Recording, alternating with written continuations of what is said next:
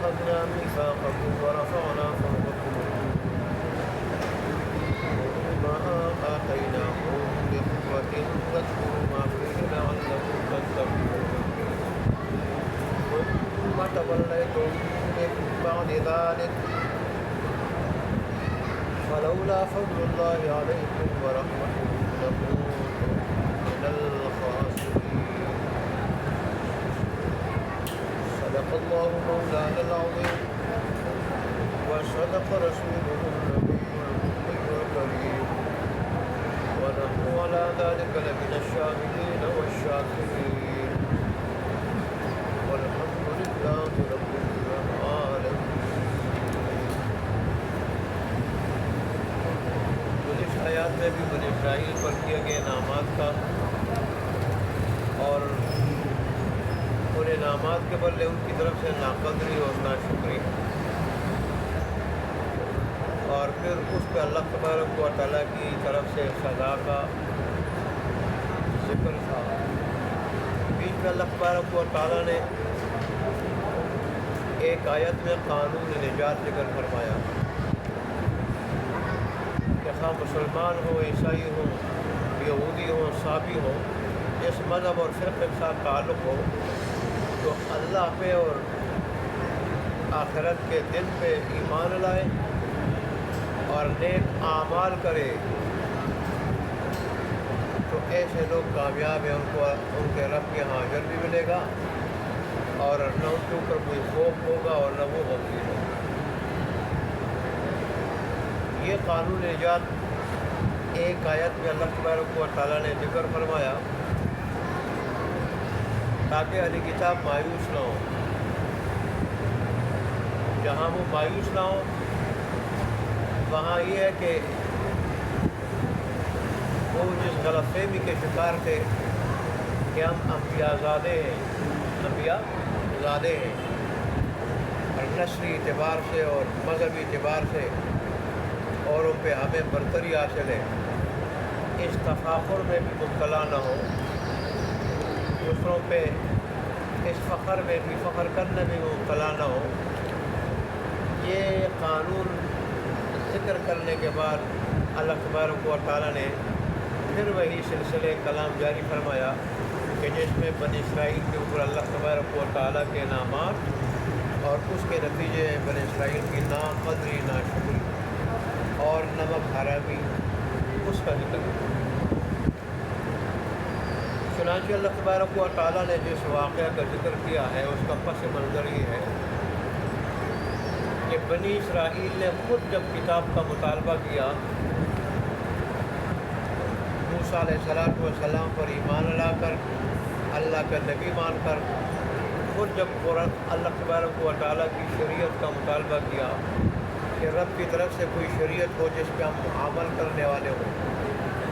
اس کے مطابق زندگی گزارنے والے ہوں، خود اس کا عمل کیا، اور پھر اس کے نتیجے میں موسیٰ علیہ السلام کو اللہ نے کتاب تورات عطا فرمائی، شریعت عطا فرمائی۔ تو انہوں نے جب دیکھا تو تورات کے بعض احکام انہیں سخت لگے، سخت معلوم ہوئے، تو انہوں نے ان احکام کو ماننے سے، ان پہ عمل کرنے سے مختلف بانے بنائے۔ ان بانوں میں سے ایک بانا یہ بھی تھا کہ ہمیں کیا پتہ کہ اللہ تبارک و تعالیٰ کی طرف سے یہ احکام دیے گئے ہیں یا موسیٰ علیہ السلام اپنی طرف سے گڑھ لائے ہیں، ان کی طبیعت میں سختی ہے، جلال ہے، تو احکام بھی ایسے لائے ہیں۔ تو جب تک اللہ خود نہ کہے کہ واقعی یہ میرا کلام ہے، میری کتاب ہے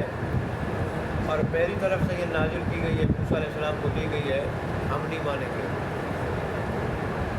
تو موسیٰ علیہ السلام نے اللہ تبارک و تعالیٰ کے حکم پہ 70 آدمیوں کو لے لیا، اور اللہ تبارک و تعالیٰ نے ان سے کلام بھی فرمایا کہ واقعی میری کتاب ہے، میں نے موسیٰ علیہ السلام کو لی ہے، اور اس میں جو احکام ہے وہ میری طرف سے ہے، اس کو مانو، اس پہ عمل کرو۔ تو اس میں انہوں نے گستاخی کی، اللہ تبارک و تعالیٰ کی شان میں گستاخی کی۔ ایک آواز آ رہی ہے، ہمیں کیا پتہ ہے اللہ تبارک و تعالیٰ ہے، اللہ تبارک و تعالیٰ یا کون ہے؟ چنانچہ اللہ تبارک و تعالیٰ بالکل ہمارے سامنے آئے اور ہم سے کم کلام ہو جائے، سامنے آ کے ہم کلام ہو جائے۔ ایسا تو شاگرد باپ کو نہیں کہہ سکتا، بیٹا شاگرد استاد کو نہیں کہہ سکتا، بیٹا باپ کو نہیں کہہ سکتا۔ چاہیے کہ ایک مخلوق، ادنا مخلوق، 5 فٹ کی مخلوق وہ رب العالمین کو کہہ دے، سامنے آ کے ہم سے بات کرے، تو اس گستاخی پہ اور ظاہر ہے اس جہان میں ان آنکھوں کے ساتھ، اس دل گردے کے ساتھ اللہ تبارک و تعالیٰ کو ہم کہاں برداشت کر سکتے ہیں؟ برداشت نہیں کر سکتے، اس کو دیکھ نہیں سکتے۔ اس کے لیے بڑی طاقت چاہیے، آنکھوں میں برداشت چاہیے، اور پھر اس جہان میں ہمیں وہ طاقت ملے گی، آنکھوں میں بھی وہ طاقت، دل گردے میں وہ طاقت، وہی برداشت، تو اللہ تبارک و تعالیٰ کا پھر دیدار ہوگا۔ بعض جو اللہ کے زیادہ مقرب ہوں گے اور تو صبح و شام اللہ کا دیدار ہوگا، اللہ ہمیں ان میں بنا دے۔ لیکن ظاہر ہے اس دنیا میں تو اللہ کا دیدار نہیں ہو سکتا۔ موسیٰ علیہ السلام نے خواہش ظاہر کی تھی، جب اللہ کی آواز سنی، مبارک آواز سنی، کلام سنا، تو موسیٰ علیہ السلام دیکھا جب اللہ کی آواز میں اور اللہ کے کلام میں اتنا مزہ ہے تو اللہ کے دیدار میں کیا مزہ ہوگا۔ تو فوراً اللہ تبارک و تعالیٰ کی بارگاہ پہ درخواست کی، پیش کی کہ اللہ تبارک و تعالیٰ آپ کو دیکھنا چاہتا ہوں۔ اللہ تبارک نے فرمایا موسیٰ اس جہان میں نہیں ہو سکتا، میرا دیدار اس جہان میں ان آنکھوں کے ساتھ نہیں ہو سکتا۔ اور دیکھو سامنے پہاڑ پہ میں تجلی ڈالتا ہوں، دیکھو اگر وہ میری تجلی کو برداشت کر سکے تو آپ بھی کر لو گے، اور نہیں تو پھر تم بھی نہیں کر سکتے۔ جب تجلی ڈالی تو پہاڑ ریزہ ریزہ ہو گیا، پہاڑ ریزہ ریزہ ہو گیا۔ پھر موسیٰ علیہ السلام جب وہ کیسے برداشت کر سکتے ہیں، آپ بے ہوش ہو کے گر پڑے، بیش ہو کے گر پڑے، اور پھر اقرار کر دیا کہ اللہ تبارک و تعالیٰ تیری ذات ہی بہت اونچی ہے، اور تو نے مجھے جو کچھ بخشا میں اس پہ تیرا شکر ادا کرتا ہوں۔ تو بہرحال انہوں نے وہاں پر پھر گستاخانہ مطالبہ کیا کہ اللہ تبارک و تعالیٰ بالکل سامنے آ کے ہمارے سامنے ہو جائے اور ہمیں کہہ دے کہ واقعی یہ میری کتاب ہے۔ اس پہ اللہ تبارک و تعالیٰ نے آسمانی کی بجلی گرائی تھی، خاکستر ہو گئے۔ پھر موسیٰ علیہ السلام نے ان کے مزاج کو دیکھ کے درخواست کی کہ اللہ تبارک و تعالیٰ ان کو ہلاک کرنا تھا، پہلے ہلاک کرتے، یہ تو بدباطن لوگ ہیں، یہ نہ مجھ پہ الزام لگا دیں کہ موسیٰ علیہ السلام ہمارے آدمیوں کو لے گیا اور مروا دیا۔ تو موسیٰ علیہ السلام کی عاجزی کے ساتھ درخواست اللہ نے سن لی، اللہ نے دوبارہ زندہ کر لیا۔ دوبارہ جب اللہ تبارک و تعالیٰ نے زندہ کر لیا، اب تو وہ اس کے قائل ہو گئے کہ واقعی اللہ کی کتاب، اللہ کی کتاب ہے، اللہ تبارک و تعالیٰ نے نازل کی ہے، اور اس میں جو کچھ ہے وہ رب کی طرف سے ہے۔ لیکن ضمیر غلامی کی وجہ سے ضمیر بگڑ چکا تھا، طبیعت میں فساد آ چکا تھا۔ ادھر جو اپنی قوم کے پاس ہے یہ 70 آدمی، یہ گواہی تو دے دی کہ واقعی اللہ تبارک و تعالیٰ سے ہم کلام ہوا، اور اللہ نے فرمایا ہے کہ یہ میرا کلام ہے۔ موسیٰ علیہ السلام کو یہ کتاب میں عطا کی، اس میں جو کچھ ہے میرے احکام ہے، لہٰذا تم ان کو مانو۔ رب نے یہ کہا ہے، لہٰذا یہ اللہ کی کتاب ہے، اللہ کے احکام ہے، تم ان کو مانو۔ لیکن ساتھ ساتھ پھر یہ خیانت بھی کی، یہ جھوٹ بھی بولا کہ اللہ تبارک و تعالیٰ نے یہ بھی کہا ہے کہ جو احکام تمہیں آسان لگے تو ان کو مانو، ان پہ عمل کرو، جو احکام تمہیں مشکل لگے تو ان کو نہ مانو، عمل نہ کرو۔ ساتھ یہ جھوٹ بھی بولا 70 آدمیوں نے۔ اب ظاہر ہے ان کی طبیعت تو تھی خباثت، جو حکم بھی انہیں مشکل لگتا اور طبیعت نہ مانتی کہ بھئی اس پہ عمل کر لے، پھر اس پہ عمل کرنا تو مشکل ہے۔ جس کو دل چاہتا عمل کر لیتے، جس پہ دل نہ کرتا عمل کرنے کو کرے تو بڑا مشکل ہے۔ اور رب کی طرف سے دیکھو چھوٹ جو ہے نا رب کی طرف سے کہ جس پہ عمل کر سکو تو کرو، جس پہ عمل نہ کر سکو تو نہ کرو، رب کی طرف سے چھوٹ تو ہے نا۔ تو جب انہوں نے یہ بدماشی شروع کی تو پھر اللہ تبارک و تعالیٰ نے کوئی دور پہاڑ کو اٹھا کے ان کے سروں پہ معلق کیا، سروں پہ معلق کیا ایک تفسیر کے مطابق جو مشہور ہے۔ اور اللہ تبارک و تعالیٰ نے فرمایا کہ جس تورات کو تم نے خود مانگا، موسیٰ علیہ السلام سے تم نے مطالبہ کیا کوئی خدائی قانون ہو جس پہ ہم عمل کریں۔ تورات کا معنی ہی عبرانی زبان میں قانون ہے، قانون،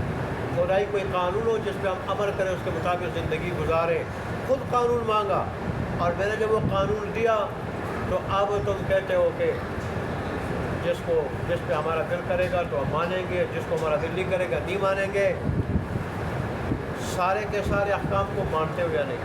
سب کو مانتے ہو یا نہیں؟ سب پہ عمل کرو گے یا نہیں تو کوئی طول گرانے والا ہو تم۔ ایک تفسیر کے مطابق جو مشہور اللہ نے معلق کیا، اٹھا کے جگہ نتکنا ہے، اٹھا کے اکھاڑ کے اللہ تبارک سروں پہ معلق کیا۔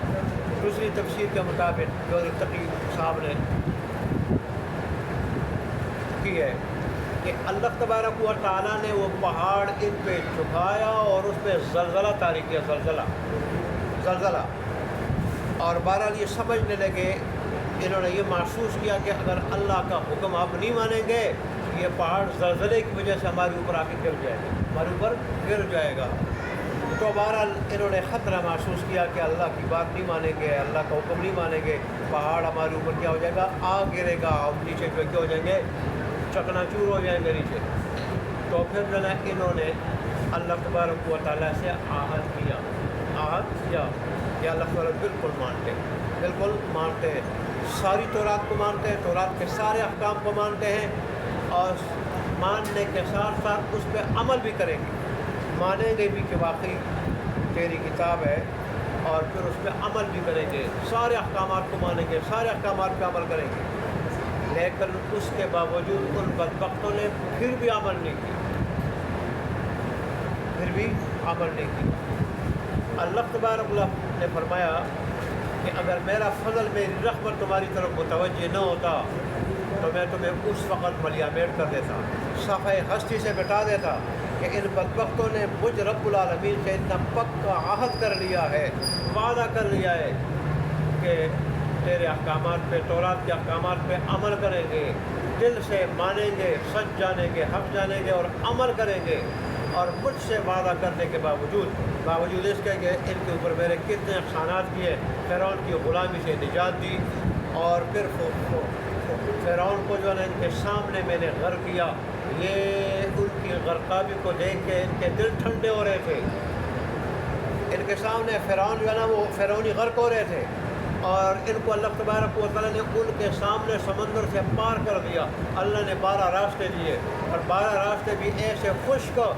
کہ ان میں کیچڑ بھی نہیں تھا، نہ دلدل تھی نہ کیچڑ تھا۔ اور پانی کو اللہ تبارک و تعالیٰ، ان پانی کی جو دیواریں اللہ نے کھڑی کی ان میں اللہ نے روشن دان بھی بنا دیے، ان سے فیکون روشن دان بنا دیے۔ ان روشن دان کھڑکیوں سے ایک دوسرے کو دیکھ رہے تھے اور ایک دوسرے سے بات چیت کر رہے تھے، بات چیت کرتے ہوئے اس طرح ایک دوسرے کو دیکھتے ہوئے یہ پار ہو گئے۔ فرعون یہ منظر دیکھ رہے تھے، اور اللہ کا ان کے اوپر کتنا انعام ہے وہ دیکھ رہے تھے، اور پھر فرعون جب غرق ہو رہے تھے یہ وہ منظر بھی دیکھ رہے تھے، اور پھر جو ہے نا اس کے مزے لے رہے تھے، دل ٹھنڈا کر رہے تھے کہ انہوں نے ہمیں بڑا ذلیل کیا، بڑا پیٹا، ہمارے بچوں کو ذبح کیا، عورتوں کو غلام ڈونڈی بنایا، ان سے کام لیا، ان کی طاقت سے بڑا کام لیا، ذلت و رسوائی سے جو ہے نا وہ ان کو بے آبرو کرتے ہوئے ان سے کام لیا، خدمت دی لونڈی بنا کے۔ ان کے دل ٹھنڈے ہوئے۔ پھر میں نے صحرائے سینہ میں ان کے اوپر کتنے احسانات کیے، خوراک کا کوئی انتظام نہیں تھا، من سلوہ کی صورت میں نے خوراک کا انتظام کیا، روشنی کا کوئی انتظام نہیں تھا، میں نے غیبی مینار کھڑا کیا، اور وہ مینار جو ہے لائٹ کی طرح روشنی جیسا تھا وہ مینار، اور پھر سایہ کا کوئی انتظام نہیں تھا، میں نے بادلوں کے ذریعے ان کو سایہ عطا کیا، بادلوں کے ذریعے ان کا جو ہے نا پانی تھا پینے کے لیے، میں نے پتھر سے 12 چشمے جاری کر دیے ان بدبختوں کے لیے، تو میں نے کیا کچھ نہیں کیا ان کے اوپر، لیکن انہوں نے میرے ہر حکم کو توڑا، یہاں تک کہ آخری یہ جو تورات پہ عمل کا حکم تھا، ماننے کا، عمل کا، یہ بھی انہوں نے توڑا۔ اس کا تقاضا تو یہ تھا کہ میں ان کو صفحہ ہستی سے مٹاتا، لیکن میں نے صفحہ ہستی سے ان کو نہیں مٹایا، یہاں تک کہ اب امام الانبیاء تک انہیں رہنے دیا، اور اب بھی انہیں موقع دیا کہ اب امام الانبیاء کو مانو، جن کا ذکر تمہاری کتابوں میں ہے، جن کا ذکر تمہاری شریعتوں میں تھا، تمہاری کتابوں میں تھا، تمہاری انبیاء کی زبان پہ تھا، اور ان کے ماننے والوں امتیوں کا ذکر، ان کی نشانیاں بھی تھیں، اور پھر اس کتاب کی نشانیاں بھی تھیں، تو اس کو مانو۔ یہاں تک میں نے ان کو زندہ رکھا، اور اب میں نے اس کتاب میں انہوں نے حکم بھی دیا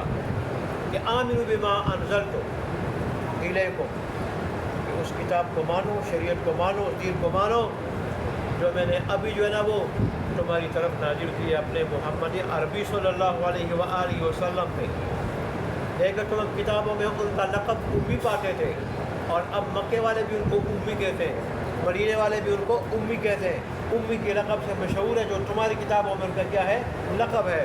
تو اب مانو، لیکن یہ بدبخت اب بھی مانتے نہیں۔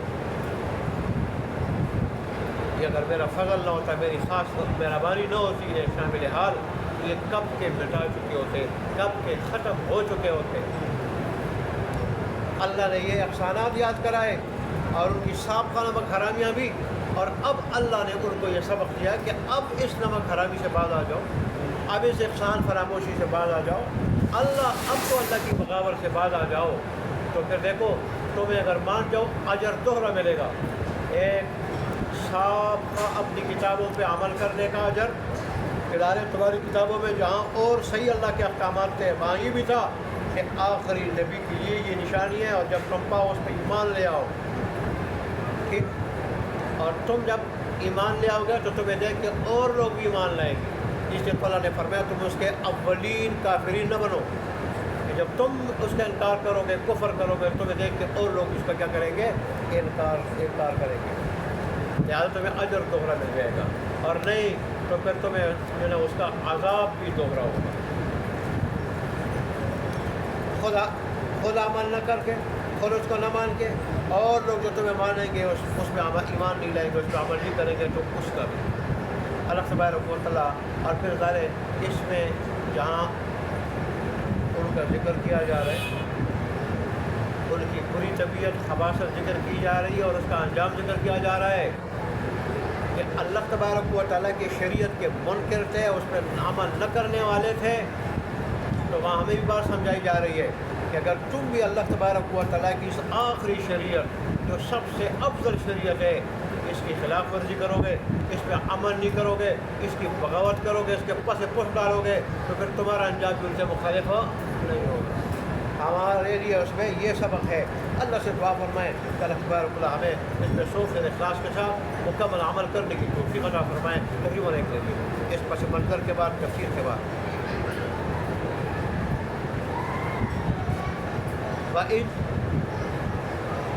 یہ جو اذا ذکر ہوتا ہے اس کے بعد اذکر کا لفظ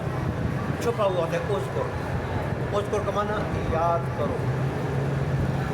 بلکہ اس سے پہلے چھپا ہوتا ہے، اس سے پہلے اذکر یاد کرو، ٹھیک۔ اس کے بعد از کا ترجمہ کیا جاتا ہے، از جب، ٹھیک ہے، وذکر اور یاد کرو، ٹھیک، اور یاد کرو اس وقت کو، اس بات کو، اس جب اخذنا لیا ہم نے، میثاقکم تمہارا پکا عہد، میثاق کہتے ہیں پکے عہد کو، پکے وعدے کو، تمہارا پکا عہد، ہمارا ترجمہ کیا ہے، تم سے پکا عہد، تم سے جب لیا ہم نے تم سے پکا عہد، ورفعنا اور اٹھایا ہم نے، فوقکم تمہارے اوپر، الطور پہاڑ کو، ویسے تو پہاڑ کو عام طور پہ کہا جاتا ہے جبل، الجبل، وہ پہاڑ کو کہا جاتا ہے، طور کہا جاتا ہے اس پہاڑ کو جو سبز و شاداب ہو، سرسبز و شاداب۔ یہ طور پہاڑ صحرائے سینا کے اطراف پہ، جتنے بھی اطراف تھے صحرائے سینا کے میدان کے وادی تھی، میدان جو تھا صحرائے سینا جس کو کہا جاتا ہے، اس کے اطراف میں جو پہاڑ تھا سرسبز و شاداب تھا، اس کو جو ہے طور کہا جاتا ہے، طور کہا جاتا ہے سرسبز و شاداب پہاڑ کو، اور ظاہر سرسبز و شاداب تھا، اور اس کی ایک چوٹی پہ، اس کے ایک کونے اور چھوٹی پہ، اس کی ایک چوٹی پہ، اس پہاڑ کی ایک چوٹی پہ موسیٰ علیہ السلام کو اللہ تبارک و تعالیٰ نے ان سے سلام فرمایا تھا، آپ کو نبوت عطا فرمائی، ان کو نبوت عطا فرمائی تھی، اللہ نے کلام فرمایا، تو ظاہر ہے وہ بھی طور پہاڑ کا حصہ تھا، اس لیے وہاں بھی اللہ تبارک و تعالیٰ نے طور کا نام لیا ہے، طور کا، لفظ طور کا ذکر کیا ہے، لفظ موسیٰ علیہ السلام کو اللہ نے کوئی طور پر، طور پہاڑ پہ اللہ تبارک و تعالیٰ نے پیغمبری دی، اللہ ان سے ہم کلام ہوتے، نبوت عطا فرمائی، مرفعنا اور اٹھایا ہم نے فوقکم تمہارے اوپر طور پہاڑ کو، خذوا ما آتیناکم، یہاں قلنا لفظ معذوف ہے خذو سے پہلے، قلنا اور کہا ہم نے، قلنا کہا ہم نے، تفسیری جلالین مختصر تفسیر ہے وہ یہ باتیں نکالتے ہیں، قلنا کہا ہم نے خذوا ما آتیناکم، عربی لوگ یہ سمجھتے ہیں کہ یہاں قلنا کا لفظ موجود ہے، یہ باریکی عربی لوگ سمجھتے ہیں، ظاہر اللہ کا کلام تو باریکیوں سے بھرا ہوا ہے، اور خطاب اللہ نے اولین مخاطبین عربوں سے فرمایا ہے، وہ ان چیزوں کو جانتے تھے، تو ہم نے کیا خذو، پکڑو، ما آتیناکم، ما اس چیز کو، آتیناکم جو ہم نے دی تمہیں، جو ہم نے تمہیں، مراد کیا ہے؟ تورات، انجیل ہے تورات، اور تورات میں احکامات، تورات کی شکل میں اللہ نے جو احکامات دیے ہیں وہ احکامات تورات کے احکام کو بقوت مضبوطی کے ساتھ پکڑنے کے مطلب نہیں کہ یوں پکڑ لو کہ ہاتھ سے چھوٹ نہ جائے، مطلب پابندی کے ساتھ عمل کرو، اس پر پابندی کے ساتھ عمل کرو اس پہ، ایک تو یہ اس کو مانو، دل سے حق جانو کہ اس میں ہماری کامیابی ہے، اللہ کی طرف سے برحق احکام ہے، اور ان پہ عمل کرو، اور ساتھ وَاذْكُرُوا مَا فِيهِ، یاد کرو جو کچھ اس کے اندر ہے، یاد کرو جو کچھ اس کے اندر ہے، یہ کہا ان کو جا رہا ہے لیکن سنایا ہمیں بھی جا رہا ہے کہ ہم بھی قرآن مجید کے اوپر کیا کریں، سختی کے ساتھ عمل کریں، پابندی کے ساتھ عمل کریں،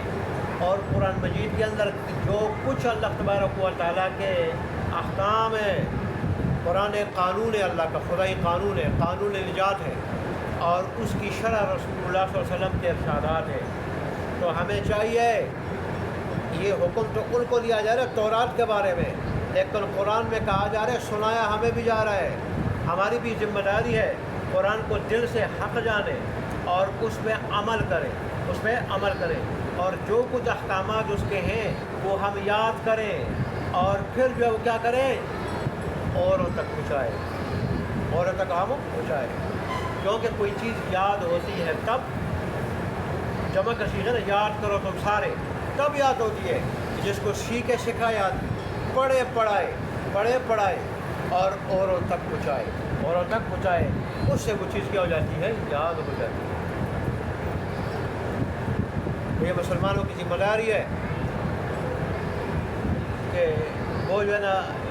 اللہ کے قوانین جو قرآن کی شکل میں ہیں ان کو خود بھی یاد کرے، سیکھے، پھر اوروں کو سکھائے، خود پڑھے اوروں کو پڑھائے، خود یاد کرے پھر اوروں کو سنائے، یہ مسلمانوں کی ذمہ داری، اور اللہ نے اس کا ثمرہ بیان کیا ہے، جب اللہ کی کتاب کو مانو گے، اس پہ عمل کرو گے، اس کے اندر جو کچھ ہے وہ یاد کرو گے، اللہ کے احکامات کیا ہیں، اور پھر لوگوں تک پہنچاؤ گے، تو پھر کیا ہو جائے گا، لعلکم تتقون، تاکہ تم متقی پرہیزگار بن جاؤ، اس کی برکت سے متقی پرہیزگار بن جاؤ، اور تقوی کی صفت ایسی صفت ہے کہ اس کی وجہ سے اللہ کے احکامات پہ عمل کرنا آسان ہو جاتا ہے، اللہ کے احکامات پہ عمل کرنا آسان ہو جاتا ہے۔ اللہ تبارک و تعالیٰ ہمیں بھی متقی اور پرہیزگار بنا دے۔ وآخر دعوانا الحمدللہ رب العالمین۔